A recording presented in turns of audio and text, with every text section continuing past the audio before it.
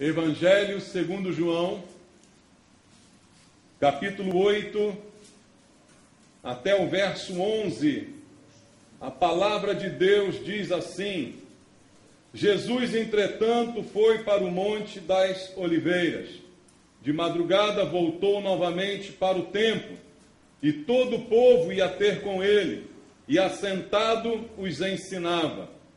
Os escribas e fariseus trouxeram à sua presença uma mulher surpreendida em adultério, e fazendo-a ficar de pé no meio de todos, disseram a Jesus: Mestre, esta mulher foi apanhada em flagrante adultério, e na lei nos mandou Moisés que tais mulheres sejam apedrejadas. Tu, pois, que dizes? Isto diziam eles, tentando, para terem do que o acusar. Mas Jesus, inclinando-se, escrevia na terra com o dedo. Como insistissem na pergunta, Jesus se levantou e lhes disse: Aquele dentre vós estiver sem pecado, seja o primeiro que lhe atire pedra. E, tornando a inclinar-se, continuou a escrever no chão. Mas, ouvindo eles esta resposta, e acusados pela própria consciência, foram se retirando um por um, a começar pelos mais velhos até aos últimos, ficando só Jesus e a mulher no meio onde estava. Erguendo-se Jesus, e não vendo a ninguém mais além da mulher, perguntou-lhe: Mulher, onde estão aqueles teus acusadores? Ninguém te condenou? Respondeu ela: Ninguém, Senhor. Então lhe disse Jesus: Nem eu tampouco te condeno. Vai e não peques mais. Amém. Senhor Jesus, ensina-nos essa noite a tua palavra. Ensina-nos, Senhor, os teus conceitos, os teus padrões de moral, os padrões que o Senhor tem para a nossa vida. Para que nós possamos ser chamados cristãos, temos que viver de acordo com estes padrões, Pai. Temos que imitar o Senhor Jesus em tudo aquilo que o Senhor fez e realizou. Ensina-nos esta noite a te imitar, Pai. Ensina-nos a conhecer o teu coração. Revela-nos, Pai, pela tua palavra, a tua vontade, Senhor. E fala ao nosso coração de maneira poderosa. Pai amado, eu entrego a minha vida ao Senhor, eu peço ao Senhor a unção do Espírito Santo, para que eu seja um instrumento teu mais uma vez, Pai. E para que o Senhor, usando a minha vida, possa falar a cada um de nós, inclusive a mim mesmo, Senhor. E que a tua palavra possa dirigir os nossos pensamentos e atitudes, Pai. E transforme a nossa vida por completo. Vem falar conosco em nome de Jesus, é o que pedimos. Amém. Pode sentar, querido. Amados, este texto é um texto muito conhecido da Bíblia Sagrada. Até quem não é cristão normalmente conhece esse texto. Até por causa da última frase dita aqui no versículo 11. Parece que essa frase virou figurinha fácil, né? Na mão de muita gente, até gente que não acredita em Deus, até gente que não tem nada a ver com Cristo. Mas o texto, o episódio, ele é bastante conhecido. Mas não é o fato dele ser conhecido que o torna entendido. Muitas pessoas podem conhecer a respeito da Bíblia algumas coisas, mas nem sempre estas que conhecem a Bíblia entendem a Bíblia, entendem a palavra de Deus, entendem o seu sentido. E este também, eu creio, é um dos textos mais incompreendidos do Novo Testamento. Embora seja belíssima a história contada, o fato real que aconteceu com Jesus, não é? A maneira como ele tratou aquela mulher, é uma história muito bela, mas ela é pouco entendida, pouco compreendida. Os princípios adotados por Deus em relação ao assunto principal aqui, que é perdão, também são muito pouco compreendidos pelas pessoas e, por serem pouco compreendidos, também são pouco adotados, né, como meios de vida para nós. Então o texto está nos falando aqui, basicamente, da natureza da graça de Deus em Jesus. E a maneira como Jesus trata o pecado. Pecado, queridos, é a razão dos problemas. e da maioria dos problemas, se não digo todos os problemas que a humanidade atravessa. A razão fundamental por trás disso tudo é a desobediência. É a desobediência que faz o homem caminhar contra Deus, que faz o homem sofrer na própria pele as consequências da sua rebeldia, e isto se multiplica de forma indefinida, e muitos dos problemas que passamos como sociedade, como humanidade, decorrem do problema maior que nós temos, que é o pecado. Mas a palavra de Deus nos diz, num texto como este, como Deus trata a questão do pecado. E é interessante olhar para isso, porque, na verdade, Deus não mudou, né? Deus nunca muda. A própria palavra de Deus diz que Ele é o mesmo hoje, sempre, eternamente, sempre será e sempre foi igual, nunca vai mudar e nunca vai variar. Então, o princípio de Deus é sempre este. A graça de Deus sempre foi o princípio para a aceitação do homem. O homem jamais é aceito por Deus por seus próprios méritos, inclusive no Antigo Testamento. Há muita gente que se engana a respeito disso, imaginando que no Antigo Testamento o padrão de Deus era outro, porque Deus deu ao povo a lei, colocou os mandamentos, colocou coisas que o povo deveria cumprir e obedecer. Imaginam então alguns que antes as pessoas eram salvas simplesmente pela obediência aos mandamentos. Não, mas isso está errado. Se você ler com atenção o Antigo Testamento, você verá que o padrão de Deus sempre foi a graça. Começando até com o maior exemplo de Abraão, que diz a Bíblia, ele creu em Deus e isto lhe foi imputado por justiça. Abraão foi justificado porque creu em Deus, não porque fez alguma coisa para merecer algum mérito pela escolha que Deus fez sobre a sua vida.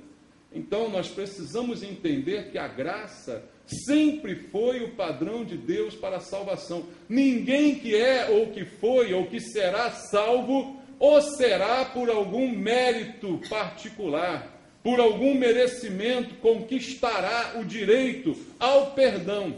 Primeiro, todos necessitam de perdão, isto é algo básico. O pecado nos iguala a todos, por isso a Bíblia diz lá em Romanos 3:23, todos pecaram e igualmente carecem da glória de Deus. Então o pecado é comum a todos nós. Eu digo, sem medo de errar, somos farinha do mesmo saco. O problema é que a gente custa acreditar nisso e se revolta até muitas vezes com isso, e esse é o problema exatamente transcrito nesse texto. Os fariseus e escribas chegaram com uma mulher visivelmente pecadora. Jamais admitiriam que são farinha do mesmo saco com ela. Não, ela é muito pior do que nós somos religiosos, ela é imprestável, ela fez algo abominável. Mas quando Jesus questiona sobre o pecado, parece que todos foram percebendo que são farinhas do mesmo saco e foram se retirando por causa disso. Então a questão do pecado, ela tem que ser muito bem entendida, ele nos iguala a todos, independente de intensidade. Nós gostamos de dar graduação aos pecados, né? Mas os pecados, eles nos igualam. E como Deus trata isso? Ele trata com graça, ele trata com misericórdia. Porque se fosse por merecimento, o que cada um do ser humano mereceria seria a condenação. Então não é salvo por merecimento, ninguém, mas porque Deus manifesta a sua graça. E esse texto vai explicar um pouco disso para nós esta noite. Primeiro vamos analisar aqui esta história. Toda história bíblica, outra coisa que eu sempre digo aqui, amados, tudo que está na Bíblia, ela própria afirma, toda a Escritura é inspirada e útil para o ensino. Qualquer parte da Bíblia Sagrada, você pode extrair dela um ensino para a sua vida. Por isso eu não admito que a gente diga que certas partes da Bíblia não se aplicam mais aos dias atuais. Foi parte do que eu preguei hoje pela manhã. Se fosse assim, eu poderia suprimir da Bíblia aquela parte. Não, toda a Escritura é inspirada e útil. Então, em toda ela eu encontro princípios e lições de Deus para a minha vida. Nada está escrito aqui por acaso. É por isso que Jesus também disse a respeito desta palavra, que ninguém poderia tirar nem um i, nem um tio dela, porque todos os pequenos detalhes dela são importantes. Então, nenhum tracinho pode ser tirado, pode ser suprimido, porque todas as partes dela têm a sua relevância. E essa história tem também muitas lições para a nossa vida. Primeira delas, versículo 2, diz assim: de madrugada voltou novamente para o templo, e todo o povo ia ter com ele, e assentando, fazia o quê? Os ensinava. Quem é que foi de madrugada para o templo? Jesus. Versículo 1 diz: Jesus, entretanto, foi para o Monte das Oliveiras. De madrugada, voltou novamente para o templo. O texto está falando de Jesus. E Jesus, de madrugada, ia para o templo. Bem cedinho, Jesus ia para a casa de Deus. Tem lição aí para a gente? O que você acha? Esse versículo já dava uma pregação. Dá ou não dá? Só a atitude de Jesus já nos ensina muita coisa. Hoje nós somos preguiçosos, né? Hoje nós somos indispostos. Por isso Jesus disse: no mundo passais por aflições, mas tem de bom ânimo, porque a falta de ânimo te deixa indisposto. Aí você não tem força para vir à igreja. Se o culto for muito cedo, você não vem. Se for uma vigília, você não aguenta. Não é assim que funciona? Jesus passa a noite no Monte das Oliveiras. Ele não passou dormindo, passou orando. Mas de madrugada, lá está ele no templo. Fazendo o quê? Ensinando as pessoas. Por quê, amados? Porque ele quer nos deixar exemplo. Exemplo de dedicação. Exemplo de envolvimento. Esse exemplo não pode passar em branco. Veja, queridos, nós aqui na igreja somos privilegiados. O nosso culto de domingo de manhã, ele começa quase meio-dia. Começa às 10h30 da manhã. Rapaz, 10h30 da manhã você já dormiu até roncar, não é? Imagina se fosse às 5 horas da manhã. Como é que seria o negócio, hein? Será que alguém, se chegar aqui às 5 horas da manhã, você tinha que acordar no mínimo 4, né? Para fazer uma higiene básica e tal, estrelinhas no céu, de madrugada, como Jesus, e vai para o templo para ensinar. E o bacana é que se ele vai de madrugada para ensinar, é porque de madrugada tinha gente para aprender. Porque ele não foi ensinar as paredes, né, irmão? O que você acha? Ele foi lá falar com as paredes do templo? Não. Ele está lá. Ele está lá disponível. Ele está lá à disposição. É por isso que eu implico tanto quando você não vem à igreja. Porque Jesus está sempre aqui. A qualquer hora, ele está aqui. E ele está à disposição de ensinar para você alguma coisa útil. De ensinar algum princípio importante para a sua vida. Que fará diferença em toda a sua vida. Então o texto já começa trazendo esse grande exemplo de Jesus para nós, que bem cedinho, bem de madrugada, ele está no templo, dedicando a sua vida, se dando para as pessoas, que também estavam ali supostamente querendo receber alguma coisa e recorriam a ele para que por ele fossem ensinadas.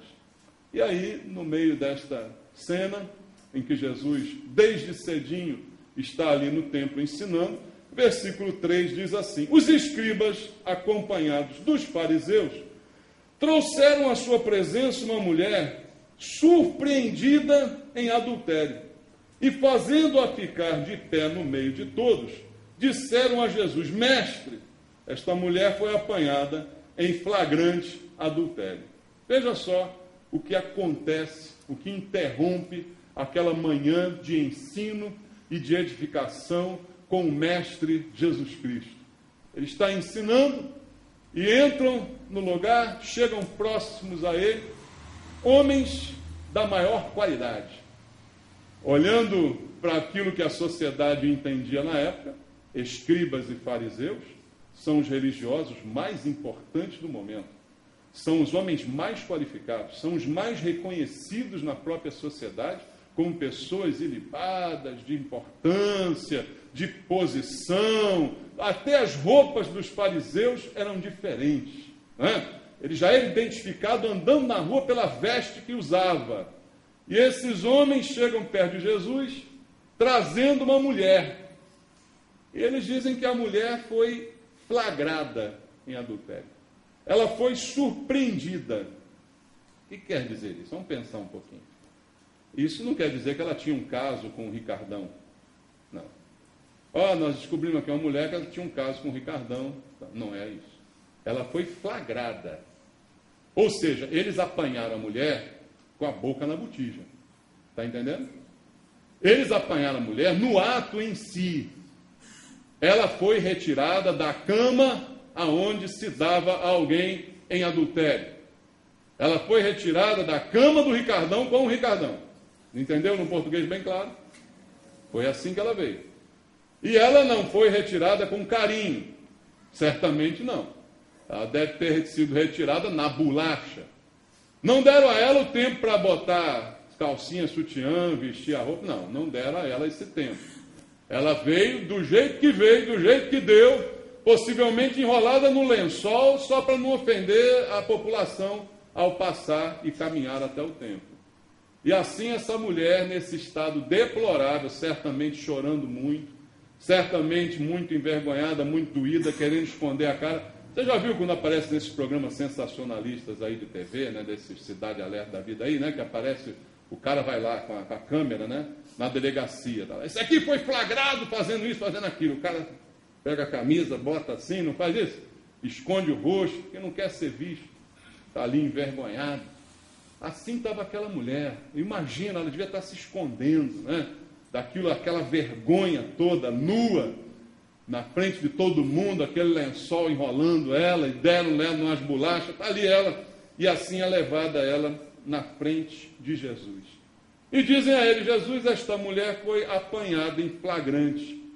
E na lei é complicado, né? Você sabe que se você cometer um crime, mas não te pegar em flagrante, você não vai preso imediatamente, né? Você tem a chance de ficar. Agora, pegou em flagrante, para te soltar, já tem que ter um habeas corpus. Não é isso, advogado? Fala para mim. Então, é assim que funciona.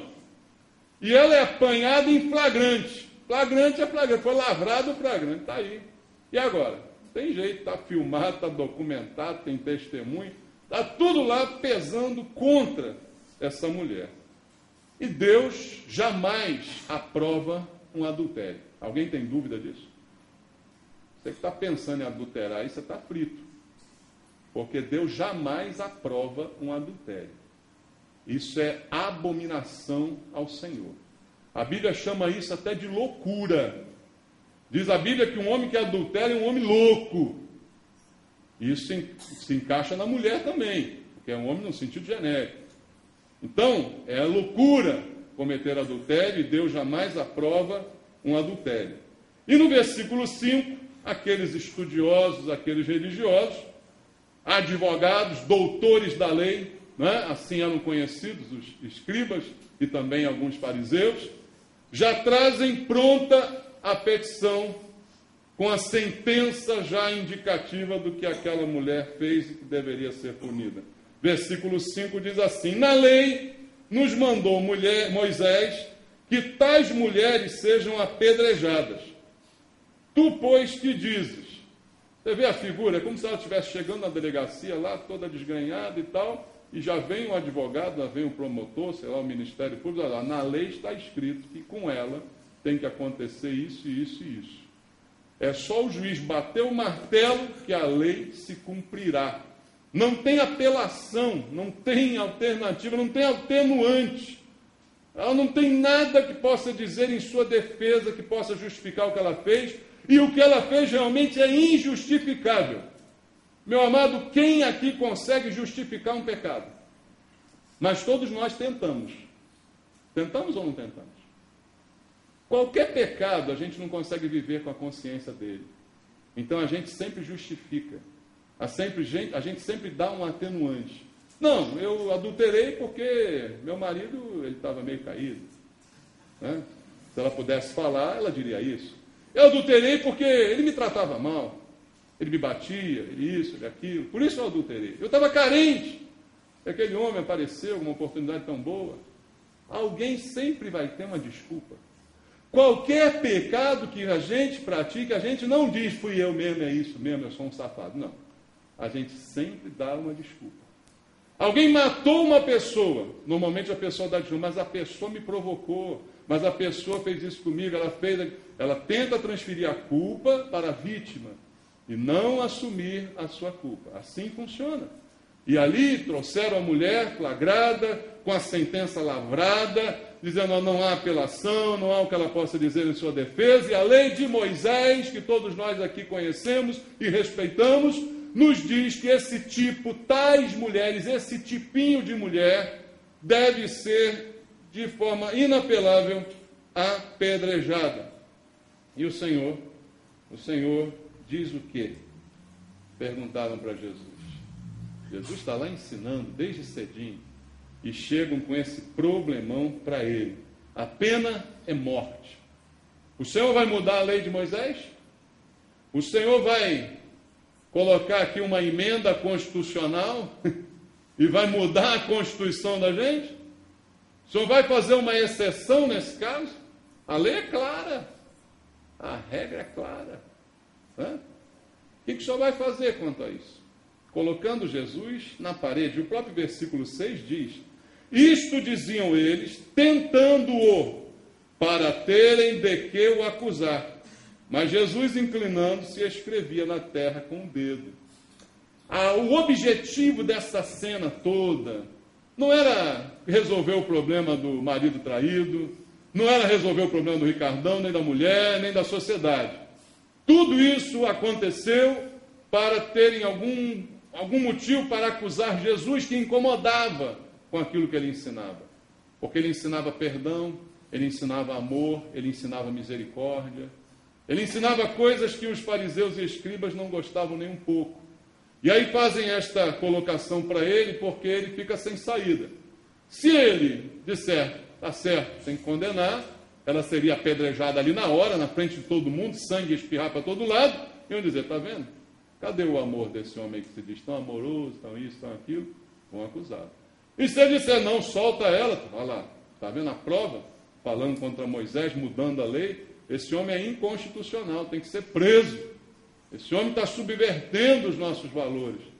Então, o objetivo era essa tentação a Jesus, para de alguma forma achar nele uma fraqueza que pudesse torná-lo condenável pela sua atitude. Não é? E aí, Jesus escuta aquilo tudo, e o texto diz que, surpreendentemente, ele está agachado, escrevendo lá na areia, não sei o quê. A Bíblia não diz que ele estava escrevendo, mas está lá rabiscando alguma coisa na terra. E assim estava, e assim permanece, pelo menos por algum tempo. E aí, voltando lá no texto, o versículo 7 diz, como insistissem na pergunta, aí Jesus faz o quê? Ele levanta. Ele está agachado escrevendo lá. E os homens estão lá. E aí, você não vai falar nada? E aí, você não vai fazer alguma coisa? Você não vai responder? Você não é o mestre? Interessante, eles chamam Jesus de mestre. Que falsidade, né? Como é que o ser humano consegue ser falso assim? E quem é ser humano aqui? Levanta a mão. Você consegue isso, eu consigo isso.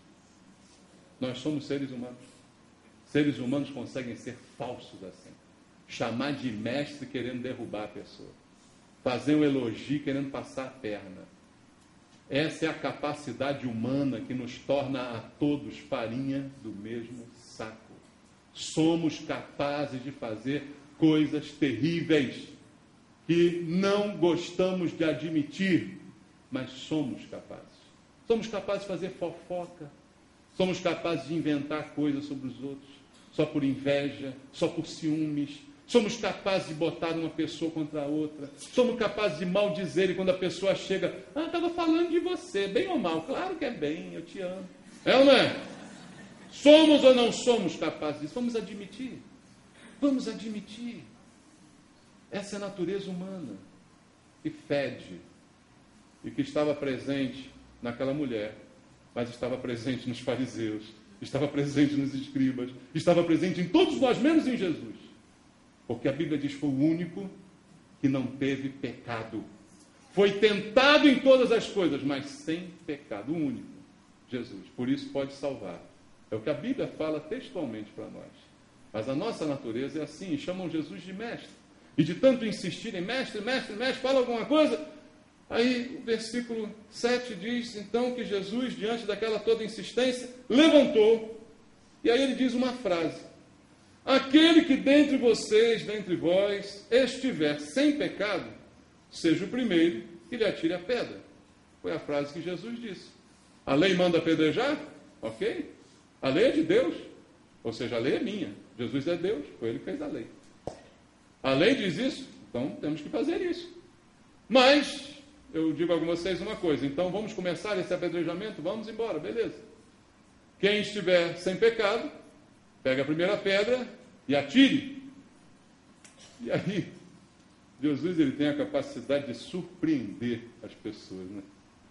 Eu imagino a cara daqueles caras olhando para Jesus sem entender nada, né? Sem esperar aquela resposta, aquela coisa tão estranha que Jesus falou naquele momento, porque está todo mundo apontando para a mulher que está lá desgrenhada na frente dele, chorando, toda envergonhada, pelada. Todo mundo está com os olhos nela. Mas Jesus, quando responde, faz todo mundo olhar para dentro de si. Olha, o que a mulher fez, eu sei, todo mundo sabe, está aqui, é visível, é flagrante, não há o que se discutir, isso está errado. Mas agora Jesus diz, olha para dentro de você. Antes de você arruinar a mulher lá, como a lei manda fazer, agora você primeiro vai olhar para dentro de você. Você vai tirar os olhos da mulher e vai olhar para você. Porque essa é uma tendência que nós temos também. Para nos achar bom, nós olhamos para o ruim. Não é assim que a gente faz? Para a gente se considerar bom, a gente olha para o pior e diz assim, eu sou melhor do que ele. Olhando assim, numa primeira passada de olhos, aquela mulher devia ser pior do que todos os outros. Os fariseus, os escribas, todo mundo estava ali em volta. E aí a gente olhando para aquela mulher, se acha um santo. Nunca adulterei, nunca traí minha mulher, nunca... sou um santo. Olho para aquela mulher e digo, perto dela eu sou um santo. Não é assim que nós fazemos? Para nos achar bom, nós não olhamos para os bons, nós olhamos para os maus. Eu digo sempre isso aqui, é mania de garoto de colégio, né? Chega em casa com um boletim, a nota horrível. Aí o pai dá uma bronca e diz assim, mas olha a nota dos outros. Não é assim que eles fazem? Você não faz isso também? Na hora da bronca, diz, mas olha a nota, a turma toda está com 0. Eu ainda tirei 1. Não é? Grande coisa, esse teu 1, né? Mas não é assim que a gente faz? Para se achar bom, a gente se compara com o pior do que a gente. Mas ninguém se compara com Jesus, né? E perto de Jesus nós somos uma porcaria, nós somos uma desgraça.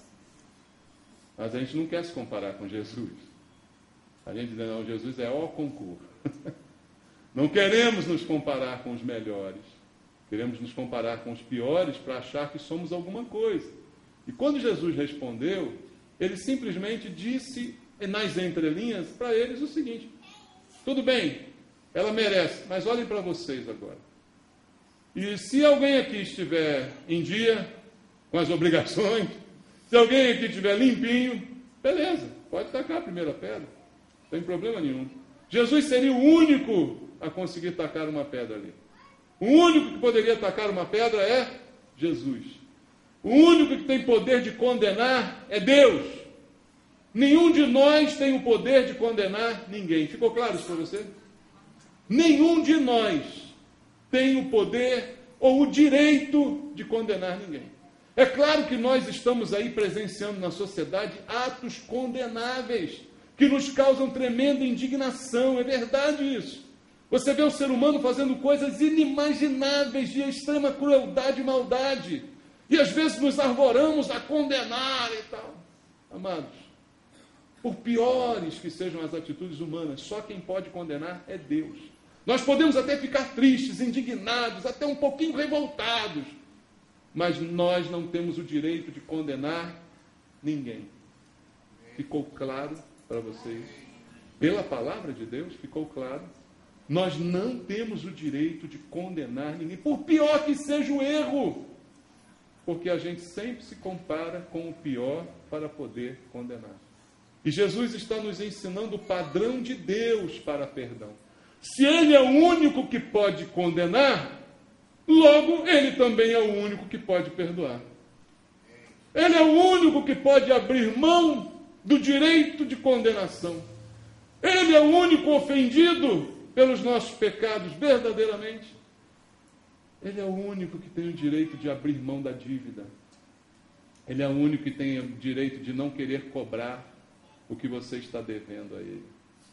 Foi assim que Jesus contou uma parábola sobre os 2 devedores que deviam quantias diferentes ao mesmo rei. E ele simplesmente perdoou. Jesus contou essa história sobre perdão, você também conhece. Ele é o único com direito de condenar. E ele é o único com direito de perdoar. E isso está ensinado nas palavras que a gente leu. E quando Jesus disse essas palavras para aqueles homens religiosos, veja, não foi para o povinho comum, foi para os homens conhecedores da palavra de Deus. Aquilo provocou uma reação esquisita naqueles homens. Versículo 9 diz assim: mas ouvindo eles esta resposta e acusados por quem? Pela própria consciência, foram se retirando um por um, a começar pelos mais velhos, até os últimos, ficando só Jesus e a mulher no meio onde estava. Aconteceu uma coisa tremenda, que as palavras de Jesus atingiram como uma flecha a consciência daquelas pessoas. E a Bíblia diz que eles foram acusados pela própria consciência. Eles não foram acusados por Jesus. Isso que é o mais maravilhoso. Ele não acusa ninguém. Você entende isso? A própria pessoa se acusa. A própria pessoa se vê como pecador e por isso recebe dele a salvação. Ele não acusa, ele apenas fala. E a própria consciência começa a acusar cada um daqueles homens, a começar pelos mais velhos. Por quê? Acho que mais velho peca mais, né, irmão? Quanto mais velho, mais peca, porque mais tempo viveu, tá bom? Por favor, não ficar com raiva de mim. A lógica é essa, tá? Mais velho peca mais porque viveu mais tempo para pecar mais, é ou não é? E aí, começando dos mais velhos, que vão logo caindo em si nas suas consciências, os mais jovens são mais afoitos, né? Custam mais a entender, custam mais a perceber, mas quando eles viram que os velhinhos começaram a se retirar, eles também olharam para dentro da própria consciência e também perceberam que eram pecadores, que tinham pecados e que por isso não podiam exercer justiça, não podiam exercer condenação. E aí, um por um, começa a se retirar, até que finalmente fica a mulher e Jesus. A mulher, como eu descrevi para você, sem medo de errar, enrolada num lençol, toda arranhada, toda lanhada, toda envergonhada, chorando, toda escondida, fica ela ali sozinha na frente de Jesus, porque todo mundo foi embora sem dizer uma palavra. Essa cena foi muito forte, queridos, naquele momento. Foi uma coisa muito tremenda. E a mente cauterizada daqueles homens, antes de saírem um por um, só conseguiam enxergar uma coisa: o pecado daquela mulher. Em nenhum momento o pecado daquela mulher é atenuado. Em nenhum momento ele é simplesmente deixado de lado. O pecado dela é tão grave quanto o pecado de qualquer um de nós. Não existe diferença nem graduação de pecado. É isso que é difícil da gente entender. Por isso eu disse farinhas do mesmo saco. Eu sei que tem gente que não gosta disso. Mas é a verdade, queridos. Porque não há graduação. Então, aqueles homens só conseguiam enxergar pecado, pecado, pecado. A cabeça deles só podiam ver isso. E resultado do pecado, a própria Bíblia diz que é morte. O salário do pecado é a morte. É isso que eles enxergavam. E apenas isso passava pelas suas mentes e pelos seus olhos, ao olharem para aquela cena. Mas jamais poderiam conceber que aquele salário também lhes cabia, porque também eram eles pecadores como qualquer outra pessoa, com pecados diferentes, considerados menores, de menor intensidade, de menor abrangência, mas pecadores também. Então, amados, até aquele momento, só conseguiam ver com ódio o resultado que deveria ser atribuído àquela mulher pelo pecado tão vil que ela cometeu e no qual foi flagrada diante de todas as pessoas.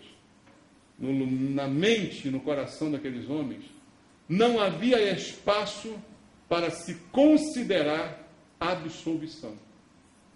Em nenhum momento eles falam da possibilidade de absolvição.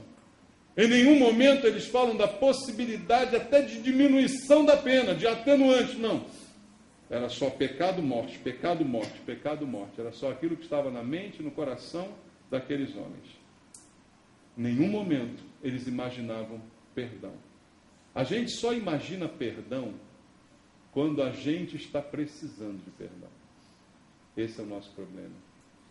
Nós só começamos a pensar em perdão quando ele se torna uma necessidade nossa. Agora, existem um monte de pessoas que precisam ser perdoadas. Igualzinho a nós. Precisamos ser perdoados. Mas nós não pensamos em perdão.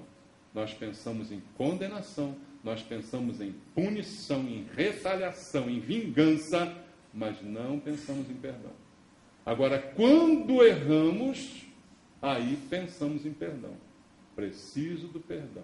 Preciso da restauração. Preciso de uma nova chance.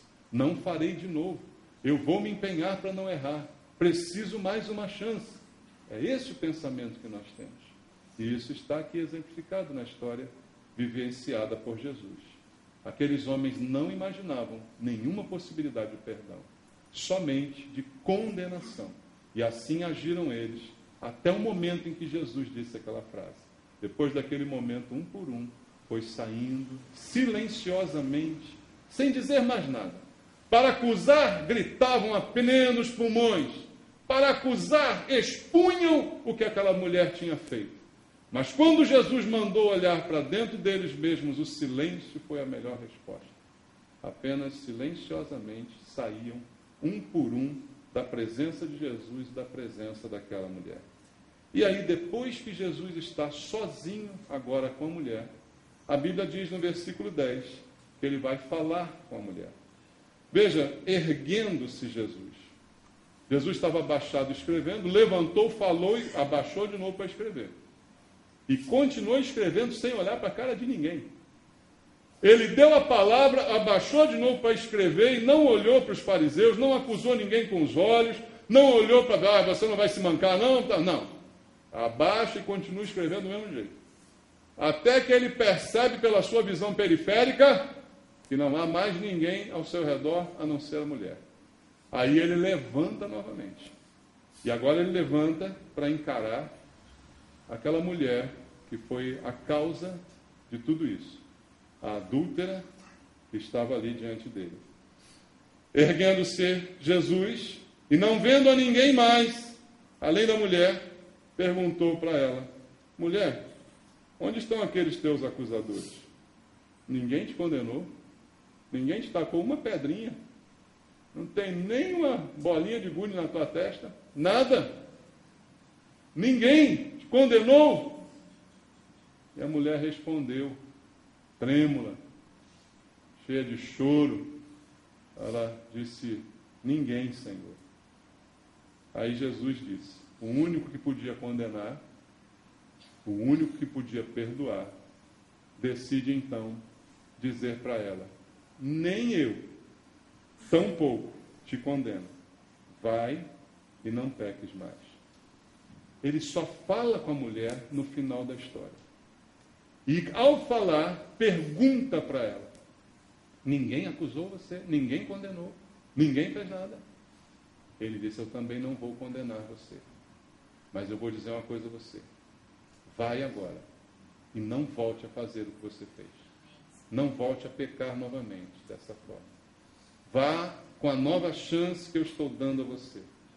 O nome disso é graça de Deus. É exatamente isso que aconteceu com cada um que é salvo aqui nessa sala. Foi exatamente a mesma coisa que aconteceu comigo e que aconteceu contigo. Eu e você somos essa mulher adúltera, flagrados no pecado várias vezes em nossa vida pregressa, várias atitudes contra Deus, ofendendo ao Senhor. Assim a gente vivia. Mas ele simplesmente abriu mão do direito de nos condenar e decidiu nos perdoar. Mas a nós também disse a mesma coisa: vá e não peques mais. É dessa forma que Jesus trata um pecador arrependido. E aí talvez essa palavra arrependido fique um pouco confusa na nossa mente, no nosso coração. Lá em Romanos 6,23 está escrito que o salário do pecado é a morte, mas o dom gratuito de Deus é a vida eterna. Deus requer de nós o arrependimento. O que é o arrependimento? A decisão de não pecar novamente. A decisão de não cair de novo. Arrepender. Pender, cair. O arrer é a negação do cair. Então, arrepender-se é a decisão de não pecar novamente. E isto é requerido pelo Senhor.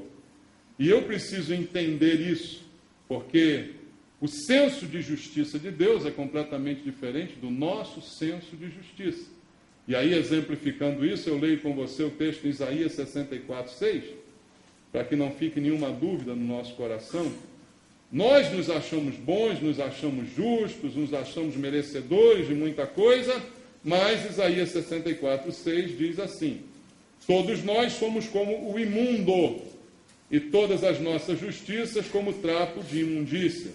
Todos nós murchamos como a folha, e as nossas iniquidades como um vento nos arrebata. Todos nós somos imundos, diz a Bíblia. Aquela mulher era imunda. A mulher que estava traindo seu marido na cama de outro. Aquela mulher não valia nada. Mas nós também não valemos nada. Nós somos como imundos, segundo diz a Bíblia. As nossas justiças são como trapos de imundícia. O que são as nossas justiças? Aquilo que nós consideramos justo a respeito de nós mesmos. Nós dizemos: nós somos pessoas ótimas, eu sou uma pessoa resolvida, muito legal, muito bacana, olha, eu sou uma pessoa honesta, pode confiar em mim e tal. Isso são as nossas justiças. E a Bíblia está dizendo que para Deus elas são como trapos imundos. É essa a qualificação recebida aqui. Mas a justiça de Deus não é como a nossa. Volta lá no texto que eu citei aqui, mas não lemos, Romanos capítulo 3. Romanos capítulo 3, versículo 21. Romanos capítulo 3, verso 21 até o verso 28 diz assim: mas agora sem lei se manifestou a justiça de Deus testemunhada pela lei e pelos profetas. Justiça de Deus mediante a fé. Em quem? Jesus Cristo. Para todos e sobre todos os que creem, porque não há distinção, pois todos pecaram e carecem da glória de Deus, sendo justificados por quanto? Gratuitamente, por sua graça, mediante a redenção que há em Cristo Jesus, a quem Deus propôs no seu sangue como propiciação, mediante a fé, para manifestar sua justiça, por ter Deus, na sua tolerância, deixado impunes os pecados anteriormente cometidos, tendo em vista a manifestação da sua justiça no tempo presente, para ele mesmo ser justo e o justificador daquele que tem fé em Jesus.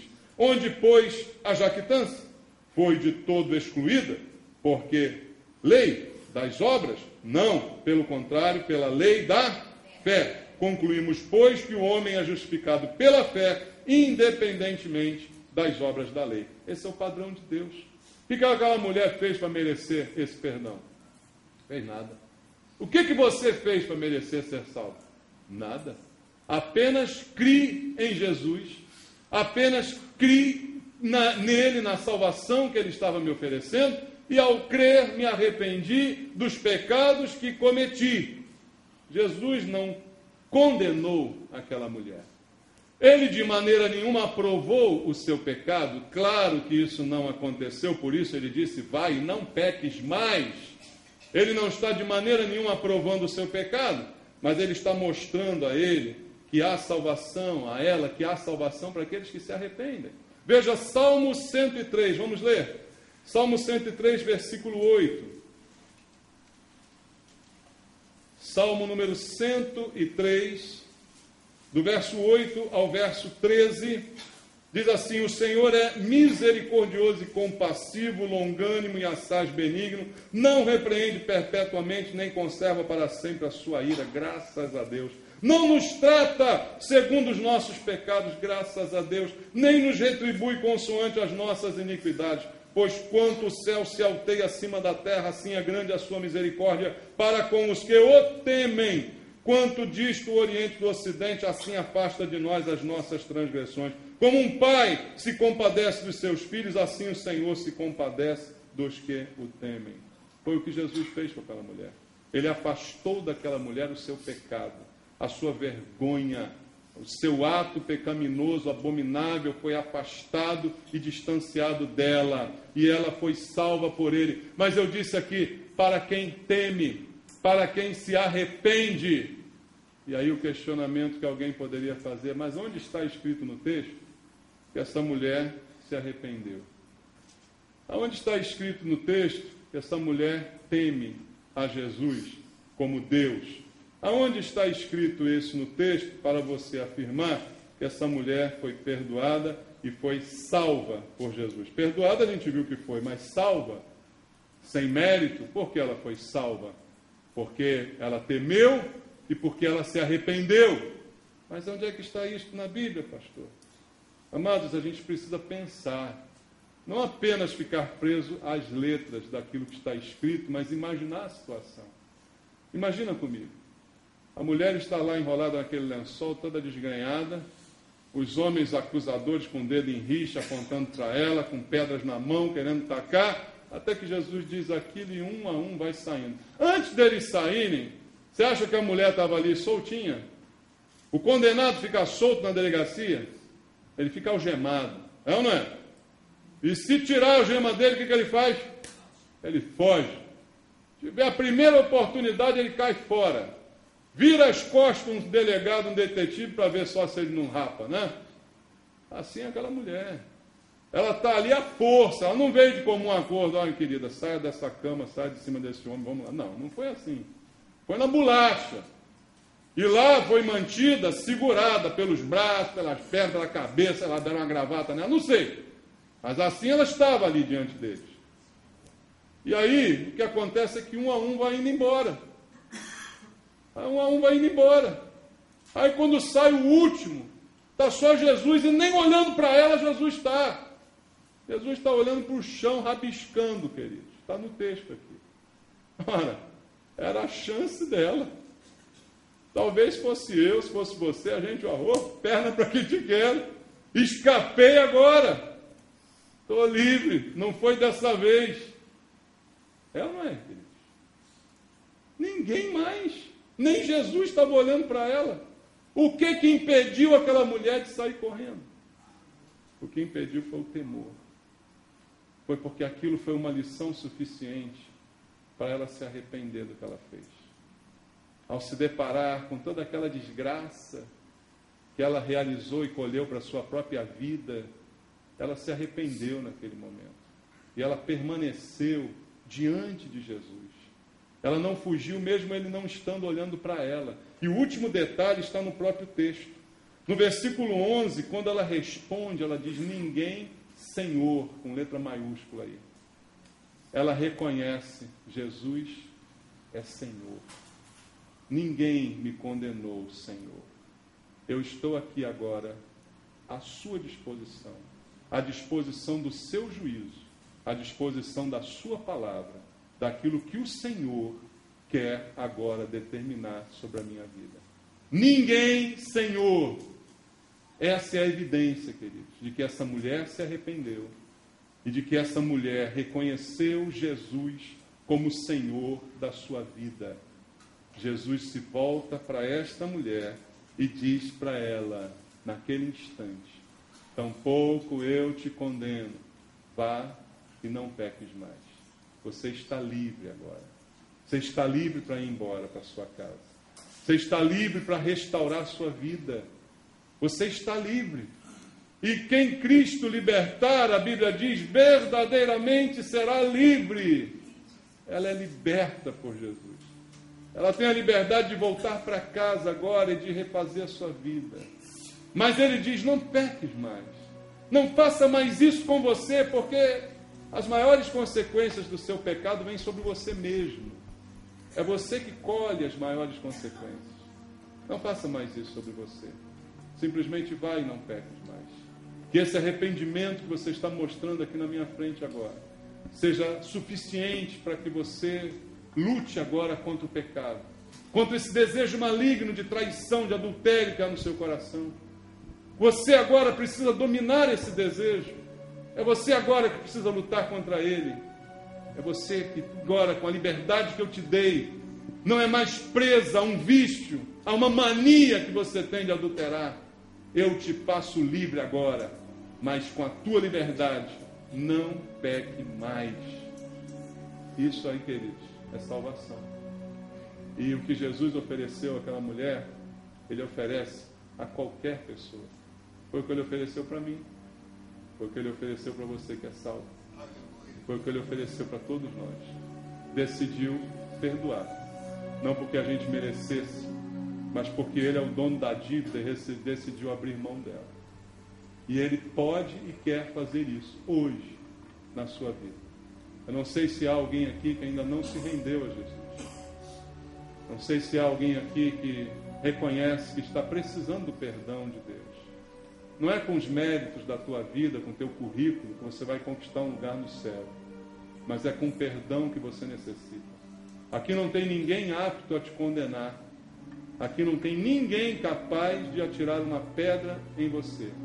Mas há alguém aqui capaz de te perdoar. Jesus. Alguém aqui capaz de dizer para você: eu perdoo você, eu também não condeno você. Pode ir embora e não peques mais. Curva a sua cabeça agora. Vamos orar. Deus amado, nós ouvimos Tua palavra. Nós refletimos aqui nas coisas que o Senhor fez enquanto esteve aqui. E que a Tua palavra poderosa que é, Pai, possa tocar nos nossos corações essa noite, para produzir salvação. Deus, eu não sei se há alguém aqui que ainda não se rendeu a Jesus, que ainda não recebeu os benefícios desse perdão, que ainda não reconheceu que precisa desse perdão. Pai queridos, há muitas pessoas que não são salvas porque se acham boas, porque se acham melhores do que outras, porque se comparam com as piores, e por isso não reconhecem que precisam do Teu perdão.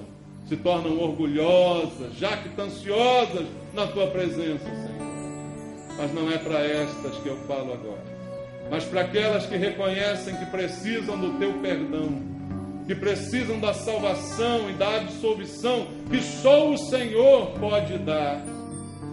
Toca nos corações, Senhor. Se há alguém aqui desta maneira, se há alguém aqui que quer entregar a sua vida para Jesus e receber dele o perdão agora, levante a sua mão onde você está. Quero fazer oração por você. Quero falar contigo e com Deus nessa hora. Há alguém que quer entregar a sua vida para Jesus, se render a Ele e receber dele o perdão? A oportunidade é dada a você agora. Há alguém que quer fazer isso? Levante a sua mão onde você está. Ali. Há mais alguém? Mais alguém quer fazer isso? Vem aqui. Vamos orar. Vamos falar com Deus. Vamos orar.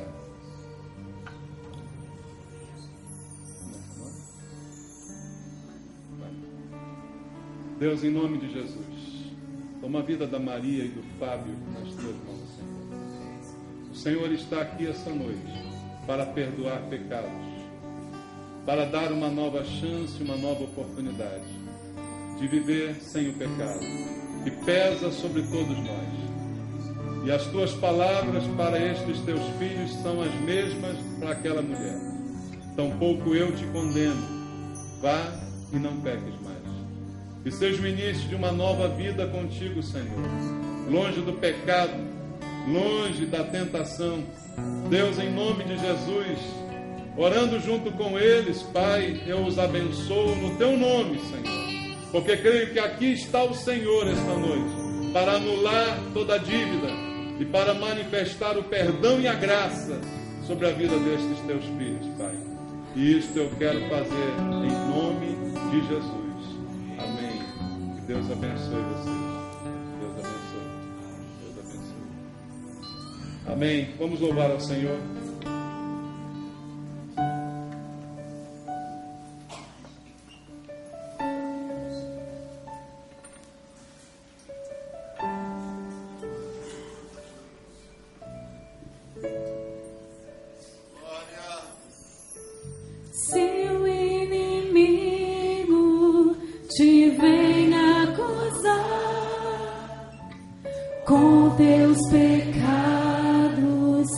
te quer condenar.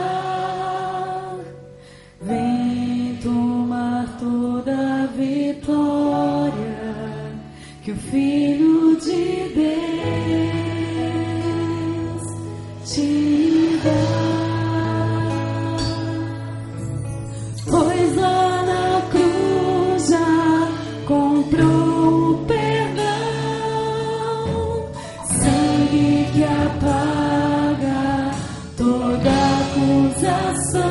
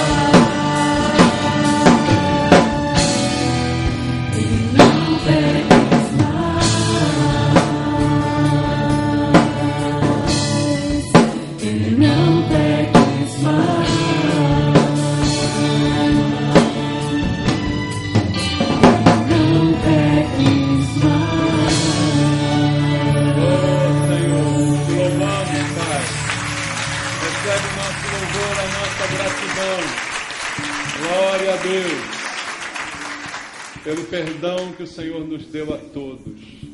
O Senhor diz para você essa noite: vai e não peques mais. A razão para não pecar não é o medo da condenação, mas é a alegria pelo perdão que já recebemos do Senhor. Pela maneira como fomos tratados por Ele quando todos nos queriam condenar. Que este seja o maior estímulo para você não pecar mais. O amor com que Ele te amou e que possa Ele te constranger a não errar novamente. Não o medo do castigo, não o medo do inferno, mas sim o amor que foi ministrado a você.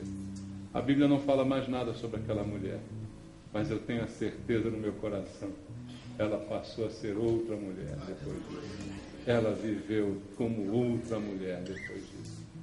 Sejamos nós também outras pessoas completamente transformadas pelo amor de Deus, com o qual também fomos perdoados. Amém? Deus abençoe e te dê uma boa semana.